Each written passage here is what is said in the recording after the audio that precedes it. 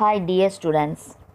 Today we are going to see the next topics: concept, meaning, and definition of international business. Concept of international business.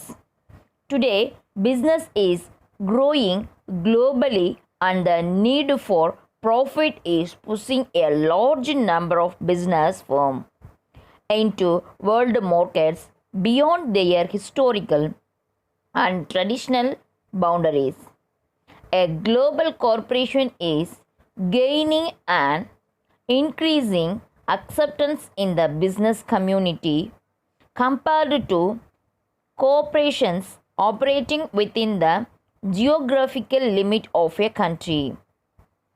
These companies are termed as multinational corporation, MNC, or transnational corporation, TNC. இப்போ இன்றைக்கி வணிக உலக அளவில் வளர்ந்து வருது.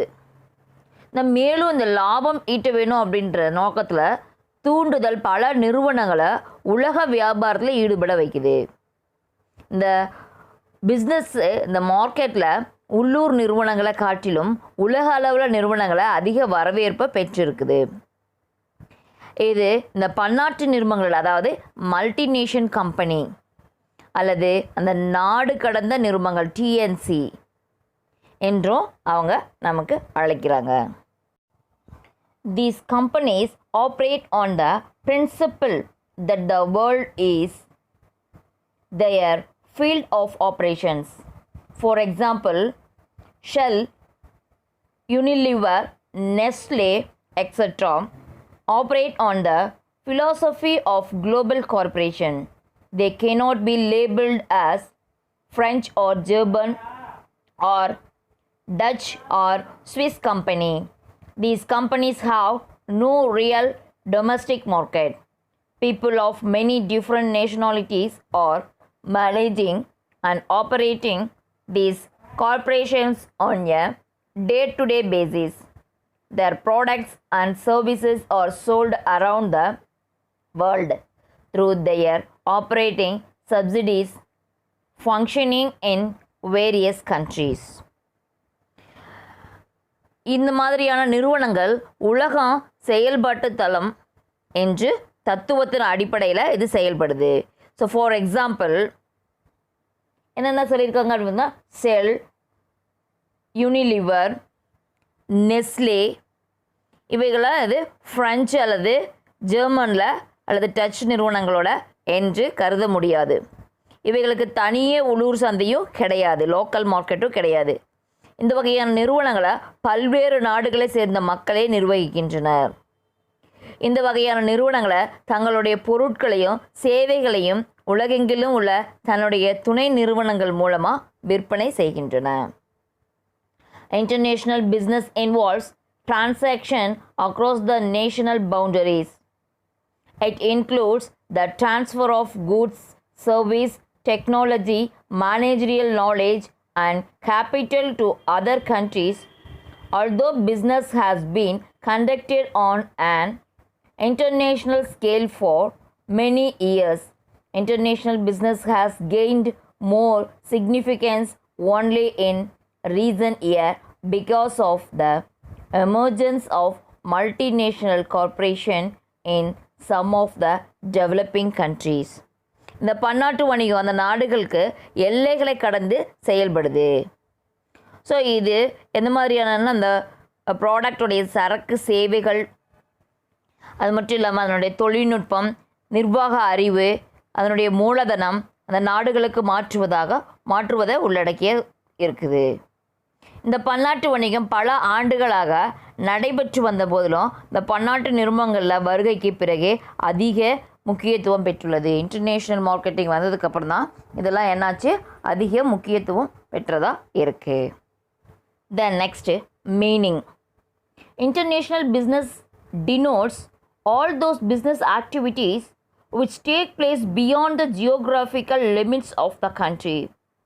It involves not only the international movements of goods and service, but also of capital, personal technology, and intellectual property like patents, trademarks, know-how, and copyrights.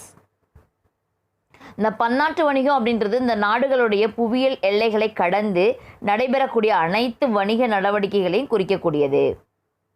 Geographical எல்லையை தாண்டி நடக்கக்கூடிய அனைத்து வணிக நடவடிக்கைகளையும் குறிக்கக்கூடியது. இது அந்த சரக்கு மற்றும் சேவைகளுடைய பரிமாற்றம் மட்டும் இல்லாமல் அதனுடைய மூலதனம், பணியாளர்கள், அதனுடைய தொழில்நுட்பம், அதனுடைய காப்புரிமை, வணிக குறியீடு என்ன, அறிவுசார் உரிமை எப்படி இருக்கும், அது மட்டும் இல்லாமல் அந்த பதிப்பு உரிமைகள், இது எல்லாத்தையுமே உள்ளடக்கியதாக இருக்கக்கூடியதாக என்ன அப்படின்னா international business. The next definition. Roger Bennett defines international business involves commercial activities that cross national frontiers. இந்த ரோஜர் ஃபெனட் அப்படின்றவர் என்ன சொல்கிறாருன்னா, இந்த நாட்டினுடைய எல்லையை கடந்து நடைபெறும் அனைத்து பிஸ்னஸ் டிரான்சாக்ஷனுமே என்ன அப்படின்றாரு, அந்த இன்டர்நேஷ்னல் பிஸ்னஸ் அப்படின்ட்டு அவர் சொல்கிறாரு. தென் according to John D. Daniel and Lee H. Reddiff என்ன சொல்கிறாரு அப்படின்னு பார்த்தீங்கன்னா, international business is all business transaction private and governmental that involve two or more countries. Private companies undertake such transactions for profits. Governments may or may not do the same in their transaction. இந்த John D டேனியலும் லீ H ரெடஃப் அவர்களும் ரெண்டு பேரும் சேர்ந்து என்ன சொல்கிறாங்க அப்படின்னு பார்த்தோன்னா, இந்த பன்னாட்டு வணிகம் அதாவது இன்டர்நேஷ்னல் மார்க்கெட் அப்படின்றது 2 அல்லது அதற்கு மேற்பட்ட நாடுகளில் நடைபெறக்கூடிய பிஸ்னஸ் டிரான்சாக்ஷன். 2 நாடோ அல்லது அதற்கு மேற்பட்ட நாடுகள்கிட்டையோ நம்ம பிஸ்னஸ் பண்ணக்கூடியது தான் என்ன அப்படின்றது இன்டர்நேஷ்னல் மார்க்கெட் அப்படின்ட்டு சொல்கிறாங்க. Then next, India embarks on the path to globalisation, அதாவது உலகமயமாக்கலில் இந்தியாவுடைய பங்கு என்ன? International business has entered into a new era of reforms. India too did not remain cut off from these developments. India was under severe debt trap and was facing crippling balance of payment crisis. In 1991, it approached the International Monetary Fund for raising funds to tide over its balance of payment deficit. IMF agreed to lead money to India subject to the conditions that India would undergo structural change to the able to ensure repayment of borrowed fund. India had no alternative but to agree to the proposal. It was the condition impressed by IMF which more or less forced India to liberalize its economic policies. Since then, a fairly large amount of liberalization at the economic front has taken place. Though the process of reforms has somewhat slowed down, India is very much on the path to globalization and integrating with world economy, while on the one hand many multinational corporations have ventured into Indian market for selling their goods and services. Many Indian companies too have stepped out the country to market their goods and services to consumers in foreign countries. இந்த பன்னாட்டு வணிக சீர்திருத்தத்தின் புது யுத்தத்தில் நுழைகிறது. எதில் நுழையுது? புது யுகத்தில் நுழைகிறது. இந்த வளர்ச்சி பாதையில் இந்தியாவும் விலக முடியாது. இப்படி வளர்ச்சி அடைஞ்சிருக்கக்கூடிய பாதையிலேருந்து இந்தியா என்ன ஆகாது? விலகிறதுக்கு முடியாது. இந்தியா பெருங்கடன் தொல்லை மற்றும் செலுத்தல் சமநிலை பிரச்சனைகளில் உள்ளது. இந்தியா எதில் இருக்குது? கடன் தொல்லையாலையும் அதை செலுத்தக்கூடிய சமநிலை பிரச்சனையிலையும் இருக்குது. இந்த 1991 அந்த பன்னாட்டு நாணய நிதிய மூலமாக அந்த செலுத்தல் சமநிலையின் பற்றாக்குறையை போக்கி நிதி உதவி நாடியது. அது என்னாச்சு? பற்றாக்குறையாக இருந்தனால அதனுடைய நாடி என்னது? நிதி உதவி நாடுச்சு. அப்போது அந்த பணம் வழங்குறதுக்கு முன்னாடி இந்தியாவில் கூட்டமைப்பு மாற்றம் செய்யப்பட வேண்டும் என்ற நிபந்தனைகளை ஏற்றுக்கொண்டு பெற்ற நிதியை திரும்ப செலுத்த வகை செய்தது. அவங்க என்ன நிபந்தனையை வச்சாங்க அப்படின்னு பார்த்தோம்னா, இந்த கூட்டமைப்பு மாற்றத்தை செய்ய வேண்டும் அப்படின்னு சொல்லி ஒரு நிபந்தனை வச்சாங்க. அதை ஏற்றுக்கிட்டு அதை நிதியை திரும்ப செலுத்துறதுக்கு அவங்க வகை செய்தாங்க. இந்த இந்தியா வேறு வழி இல்லாமல் ஏற்றுக்கொண்டது. இந்த எம்என்சியில் அந்த இந்திய பொருளாதார கொள்கைகளை தளர்க்க செய்தது. இந்த சீர்திருத்த முறைகளில் வேகம் குறைந்து சென்றாலும் உலக பொருளாதாரத்தோடு இணைந்து செல்வதிலும் உலகமயமாக்கலிலும் இந்தியா முழுமையாக ஈடுபட்டிருந்தது. அது ஒரு புறம் இருக்க, இந்த பன்னாட்டு நிறுவனங்கள் இந்திய சந்தையில் இந்த பொருட்களையும் இந்த சேவைகளையும் விற்பதிலும் இந்திய நிறுவனங்கள் வெளிநாடுகளுக்கு பொருட்களும் சேவைகளும் சந்தைப்படுத்துவதில் சிறப்பாக ஈடுபட்டு வந்தன. வெளிநாட்டில் என்ன பண்ணாங்க? பொருட்களுக்கும் சேவைகளும் செய்கிறதுக்கும் அவங்க எப்படி ஈடுபட்டு வந்தாங்க? சிறப்பாக ஈடுபட்டு வந்தாங்க. Then next one, method of conducting international business. First method, exporting and importing. ஏற்றுமதி மற்றும் இறக்குமதி. Exporting denotes selling of goods and services from the home country to a foreign country. Similarly, importing refers to purchasing of products from foreign country and bringing them into home country. இந்த ஏற்றுமதி அப்படின்றது என்ன அப்படின்னு பார்த்தோம்னா, export அப்படின்றது என்ன அப்படின்னா, இந்த உள்நாட்டிலேருந்து வெளிநாட்டுக்கு, அதாவது நம்மளுடைய நாட்டிலேருந்து வேற ஒரு நாட்டுக்கு அந்த பொருளையும் சேவையையும் சேல்ஸ் பண்ணக்கூடியது. அதே போல் இம்போர்ட் அப்படின்றது என்ன அப்படின்னா, வெளிநாட்டிலேருந்து அந்த ப்ராடக்டையும் சர்வீஸையும் நம்ம கொள்முதல், அதாவது பர்ச்சேஸ் பண்ணக்கூடியது. இதுதான் என்ன அப்படின்னா export and import. Then next, contract manufacturing R outsourcing. ஒப்பந்த உற்பத்தி. It connotes a type of international business where a firm enters into a contract with one or a few local manufacturers in foreign countries in order to get certain components of goods produced according to its specifications. It is also called outsourcing or contract manufacturing. இது ஒரு வெளிநாட்டு நிறுவனத்தை தான் உற்பத்தி செய்த பொருட்களை சில உதிரி பாகங்களை தன்னுடைய தேவைக்கு ஏற்ப உற்பத்தி செய்வதற்கு ஒன்று அல்லது அதற்கு மேற்பட்ட உள்ளூர் உற்பத்தியாளர்களுடன் ஒப்பந்தம் செய்து கொள்வதாகும். இது என்ன அப்படின்னு பார்த்தோம்னா, ஒரு ப்ராடக்டை எந்த மாதிரியான ப்ராடக்ட் அப்படின்னு பார்த்தோம்னா, few local manufacturer foreign countries in order to get certain components of goods produced according to its specification.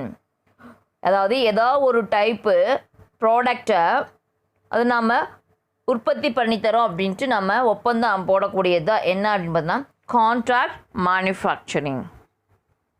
Then next one, licensing and franchising. உரிமம் வழங்குதல். Licensing is contractual agreement wherein one firm grants access to its plans, trade secrets, or technology to another firm in a foreign country for a few called royalty. For example, McDonald's, Pizza Hut, etc. The firm which grants such permission is called licensor or franchisor, and other firm to whom the license is granted is called licensee or franchisee. இந்த ஒரு நிறுவனம் வெளிநாட்டிலிருந்து நிறுவனத்தோட செய்து கொள்ளக்கூடிய ஒப்பந்தத்தின்படி தன்னுடைய இயந்திரம் அல்லது மெஷினரி வியாபார ரகசியம் தொழில்நுட்பம் அதை பயன்படுத்தி கட்டணம் அடிப்படையில் அதை அனுமதி அளிக்குது. For example McDonald, pizza Hut இந்த மாதிரியான அனுமதி வழங்கும் போது இந்த நிறுவனங்கள் உரிமம் வழங்குறாங்க. உரிமம் வழங்குபவர் அதாவது லைசன்சர் அப்படின்ட்டு நம்ம அழைக்கிறோம். அப்படி அந்த உரிமம் பெறுபவர் அதாவது லைசன்சி என்று அழைக்கக்கூடியவர். லைசன்ஸை வழங்கக்கூடியவருக்கு என்ன பேர்? லைசன்சார். லைசன்ஸை பெற்றுக்கொள்ளக்கூடியவங்களுக்கு என்ன பேர் அப்படின்னா licensee. Okay, then next joint venture. A joint venture is a business agreement wherein parties agree to develop a new country and asset, subscribing to equity share and thereby exercising control over enterprise and consequently sharing revenues, expenses and the assets. It can be established under 3 different ways, namely இதில் என்னென்ன இருக்குது அப்படின்ட்டு பார்த்தோம்னா next one என்ன அப்படின்னா joint venture. அதில் என்னென்ன இருக்குது அப்படின்னா இந்த ஜாயின்ட் வெஞ்சர் அப்படின்னா என்ன தமிழ் மீனிங் என்னென்னா இணை வினை. ஒன்றுக்கு மேற்பட்ட நிறுவனங்கள் இணைந்து அந்த பங்குகள் மூலம் புதிய நிறுவனத்தை உருவாக்க ஒப்புக்கொள்ளக்கூடிய உடன்பாடாக இருக்குது. மேலும் இவ இந்த வருவாய் செலவு மற்றும் சொத்துக்களை பங்கிட்டு கொள்கின்றன. இது 3 வழிகளில் உருவாக்கப்பட்டிருக்கு. என்னென்ன அப்படின்னு பார்த்தோம்னா first one, foreign investors buying an interest in local company. இந்த அயல்நாட்டு முதலீட்டாளர்கள் உள்நாட்டு நிறுவனத்தில் பங்கு பெறக்கூடியது. Then local firm acquiring an interest in the existing foreign firm. இந்த உள்நாட்டு நிறுவனம் ஏற்கனவே செயல்படக்கூடிய அயல்நாட்டு நிறுவனத்தில் பங்கேற்கக்கூடியதாக இருக்குது. The next, both the foreign and local firm jointly forming a new enterprise. இந்த அயல்நாட்டு நிறுவனம் மற்றும் உள்நாட்டு நிறுவனம் இணைந்து புதிய நிறுவனத்தை உருவாக்கக்கூடியது. Then next one, foreign direct investment, FDI. FDI means investment made by a company or individual in one country in the business interest in another country in the form of either establishing new business operations or acquiring business assets in the other country. இந்த foreign direct investment அப்படின்றது என்ன அப்படின்னு பார்த்தோம்னா இந்த ஒரு கம்பெனியோ அல்லது ஒரு இண்டிவிஜுவலோ ஒரு கண்ட்ரியிலேருந்து அந்த பிஸ்னஸை பண்ணக்கூடியது இன்ட்ரெஸ்டாக இருக்கும். எதுக்கு? வேற ஒரு கண்ட்ரியில் பண்ணுறதுக்கு, அல்லது எஸ்டாப்ளிஷ் ஒரு புதுசாக அந்த பிஸ்னஸ் பண்ணலாம், அல்லது அங்கே சொத்துக்கள் வாங்கி வேற ஒரு அதாவது acquiring business asset in other country. இந்த பிஸ்னஸ்க்காக நம்ம நிறைய சொத்துக்கள் வாங்கி அதை அந்த அதர் கண்ட்ரியில் அவங்களுக்கு கொடுக்கக்கூடியதாக இருக்கக்கூடியதா என்ன அப்படின்னா foreign direct investment. Then next features of international business, பன்னாட்டு வணிகத்தின் சிறப்பு கூறுகள். The following are the features of international business. First one, involvement of countries, அதாவது நாடுகளுடைய பங்கேற்பு.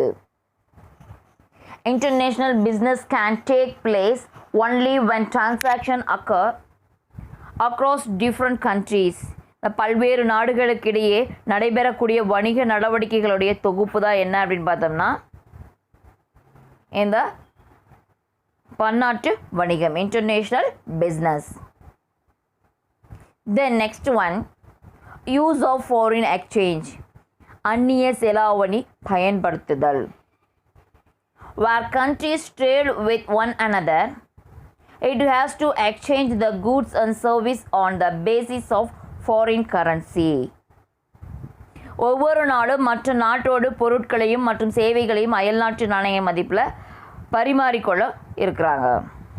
தென் நெக்ஸ்ட்டு லீகல் ஆப்ளிகேஷன்ஸ், சட்டப்பூர்வ கடமைகள்.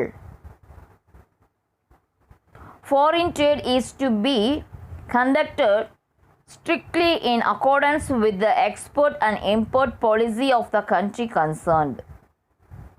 The consent of the government is to be mandatorily obtained with reference to export and import of certain goods and services.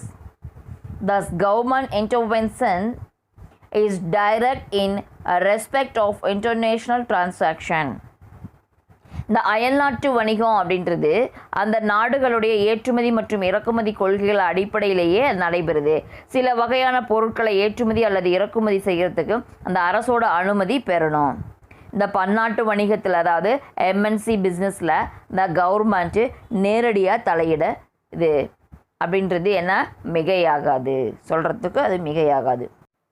Then next heavy documentation work, அதிகப்படியான ஆவணங்களை தயாரித்தல். International business necessities fulfillment of a lot of formalities. Parties to international business have to execute a number of documents in the matter of conducting international business. இந்த பன்னாட்டு வணிகத்தில் அதிக வணிக நடைமுறைகளை பின்பற்றணும். இந்த பன்னாட்டு வணிகத்தில் தொடர்புடைய நபர்கள் அதிகமான ஆவணங்களை தயாரிக்க வேண்டியுள்ளது, நிறைய டாக்குமெண்ட்ஸும் தயாரிக்க வேண்டியதாக இருக்குது. The next difference in economic environment, வேறுபடும் பொருளாதார சூழல். The economic environment of countries involved in international business differs significantly in terms of legal framework, institutional setup, mandatory fiscal and commercial policy, resources, availability, production technique, etc. இந்த பன்னாட்டு வணிகத்தில் ஈடுபடக்கூடிய ஒவ்வொரு நாட்டின் பொருளாதார சூழல், சட்ட ரீதியாக கட்டமைப்பு, நிறுவன அமைப்பு, நிதி மற்றும் வணிக கொள்கைகள், வளங்களுடைய கிடைப்புத்தன்மை, அதன் உற்பத்தி நுட்பங்கள் எப்படி இருக்குது போன்ற காரணங்களால் இந்த பொருளாதார சூழல்கள் வேறுபடுகின்றன. இந்த மாதிரியான காரணங்களால் அந்த சூழல் என்விரான்மெண்ட்டு என்ன ஆகுது, டிஃபர் ஆகுது. Then next rational behind international business, அதாவது பன்னாட்டு வணிகத்துடைய முக்கியத்துவங்கள் என்ன அப்படின்ட்டு பார்க்க போகிறோம். அதில் first one, unequal distribution of natural resources, இந்த வளங்கள் சமமற்ற பகிர்வு. அதுலேயே டாப்பிக்லேயே இருக்குது, எப்படி இருக்குது, unequal distribution of natural resources. Natural resources எப்படி டிஸ்ட்ரிபியூஷன் ஆகுது, அன்ஈக்குவலாக இருக்குது.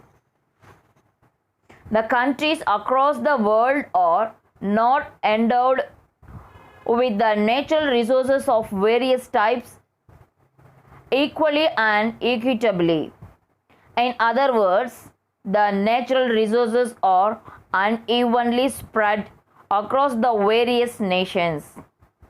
As a result, the countries having surplus resources have to exchange it for those resources which are not available in their home country.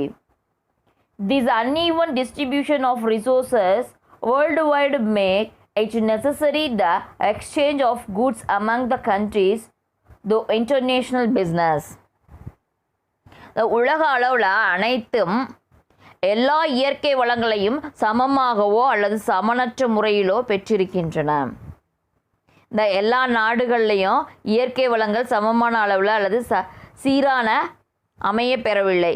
இதன் காரணம் என்ன அப்படின்னா, இயற்கை வளங்கள் உபரியாக கொண்டுள்ள நாடுகள் தங்கள் நாட்டுக்கு கிடைக்காத பற்றாக்குறையான வளங்களை பெற வேறு ஒரு நாடுகளோடு பரிமாற்றம் செய்து கொள்ள வேண்டியிருக்கிறது.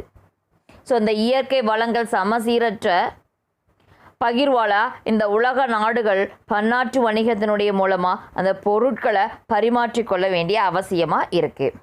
தென் next one, uneven availability of factors of production. இந்த உற்பத்தி காரணிகள் சீரற்ற கிடைப்புத்தன்மையாக இருக்குது. The availability of various factors of production, namely land, labor, capital, and technology for producing goods and services, differ among different countries. International business moves the surplus factor in one country over to another country, where it is in short supply. Therefore, international business is necessary.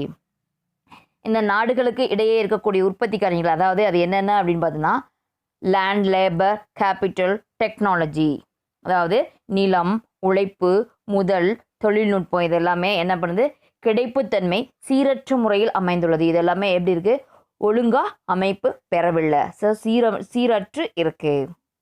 இந்த பன்னாட்டு வணிகம், அதாவது international business MNC அப்படிங்கிறது ஒரு நாட்டில் கூடுதலாக இருக்கக்கூடிய உற்பத்தி காரணிகளை தேவையுள்ள மற்றும் நாட்டிற்கு மாற்றுவதற்கு பன்னாட்டு வணிகம் வழிவகுக்குது. மற்ற நாட்டுக்கு இந்த இன்டர்நேஷ்னல் பிஸ்னஸ் என்ன ஆகுது, வழிவகுக்குது. Then next one, specialisation. Certain countries or some geographical areas of a certain country specialized in the production of goods and services due to some natural advantages like abundant availability of skilled labor, favorable climatic conditions, availability of natural resources, technical know-how, etc. For example, in India, Coimbatore specializes in cotton textiles and producing textile and machinery. Tirupur specializes in manufacturing horse product. This specialization paves way for large-scale production of specialized items. International business transfers the abundant surplus to other countries which do not have these specialized goods or product. இந்த சிறப்பு தேர்ச்சி, specialisation என்ன, சிறப்பு தேர்ச்சி. So அந்த சில நாடுகளில் அல்லது குறிப்பிட்ட நாட்டில் சில பகுதிகளில் திறமையான உற்பத்தியாளர்கள், சாதகமான பருவநிலை, இயற்கை வளங்கள் கிடையாது. ஸோ அது மட்டும் இல்லாமல் தொழில்நுட்பம், அறிவு போன்ற காரணிகளாலும் சில பொருட்களை அதிக அளவில் உற்பத்தி செய்யப்படுது. ஃபார் எக்ஸாம்பிள், இந்த கோயம்புத்தூரில் பருத்தி ஆடைகளும், திருப்பூரில் பின்னல் ஆடை பொருட்களும், சேலத்தில் மாம்பழமும், வேலூரில் தோல் பொருட்கள் உற்பத்தி என்னது, சிறப்பு தேர்ச்சி பெற்று விளங்குது. ஸோ இந்த மாதிரியான சிறப்பு தேர்ச்சி அதிக அளவில் இந்த வகையான பொருட்களை உற்பத்தி செய்ய தூண்டுது. ஸோ இந்த பன்னாட்டு வணிகத்தில், இன்டர்நேஷ்னல் பிஸ்னஸில் அபரிமிதமான உற்பத்தி செய்யப்படும் பொருட்களை தேவையான நாடுகளுக்கு பரிமாற்றம் செய்வதற்கு உதவி புரியுது. ஸோ அதிகமாக உற்பத்தி பண்ணுற ப்ராடக்ட்ஸை என்ன ஆகுது, எக்ஸ்போர்ட் பண்ணுறதுக்கு உதவியாக இருக்குது. The next one, cost benefit, அதாவது அடக்க விலை குறைவு. Production cost varies significantly among the countries due to differ in socio-economic, geographical, demographical, technical and political environments prevailing therein. As a result, some countries are in a better position to produce some goods more economically and efficiently than other countries. This makes the firm engaged in international business import the goods available at lower price from other countries and exports the goods which bring them better prices to other countries. இந்த உலக நாடுகளுக்கு இடையே இந்த பொருட்களான உற்பத்தி செலவு, சமூக பொருளாதார, புவியியல் மற்றும் மக்கள் தொகை, தொழில்நுட்பம், நிலவக்கூடிய அரசியல் சூழ்நிலை காரணமாக அது என்ன ஆகுது, வேறுபடுது. இந்த உற்பத்தி செலவு, பொருளாதாரம், அந்த ஜியோகிராஃபிக்கல் கண்டிஷன், அதனுடைய மக்கள் தொகை எவ்வளோ இருக்காங்க, அதனுடைய டெக்னாலஜிக்கல் எப்படி இருக்குது, அதில் அது மட்டும் இல்லாமல் அந்த பொலிட்டிக்கல் சிச்சுவேஷன், என்விரான்மெண்ட் எப்படி இருக்குது, இதெல்லாம் பொறுத்து அது என்ன ஆகுது, சேஞ்ச் ஆகுது. இதன் காரணமாக அந்த சில நாடுகளில் மற்ற நாடுகளை விட மிக விலை குறைவாகவும் தரமானதாகவும் பொருட்களை உற்பத்தி செய்கின்றன. அதனால் என்ன ஆகுது, விலை குறைவாகவும் இருக்கும், அந்த ப்ராடக்ட் எப்படி இருக்கும், குவாலிட்டியான ப்ராடக்டாகவும் இருக்கும். இதன் மூலம் இந்த இன்டர்நேஷ்னல் பிஸ்னஸில் ஈடுபட்டிருக்கக்கூடிய நிறுவனங்கள் இந்த குறைவான விலையில் பொருட்களை இறக்குமதி செய்து குறைவான விலை பொருட்களை இம்போர்ட் பண்ணிட்டு மற்ற நாடுகளுக்கு லாபகரமான விலையில் ஏற்றுமதி செய்கின்றன. ஸோ இம்போர்ட் பண்ணி வேறு வெளிநாட்டிலேருந்து குறைவான விலைக்கு அதை என்ன பண்ணுறாங்க, இம்போர்ட் பண்ணுறாங்க. இம்போர்ட் பண்ணிவிட்டு அதில் லாபம் வச்சு எக்ஸ்போர்ட் பண்ணுறாங்க. இதுதான் என்ன அப்படின்னு பார்த்தோம்னா rational behind international businesses. Okay dear student, we will meet next class.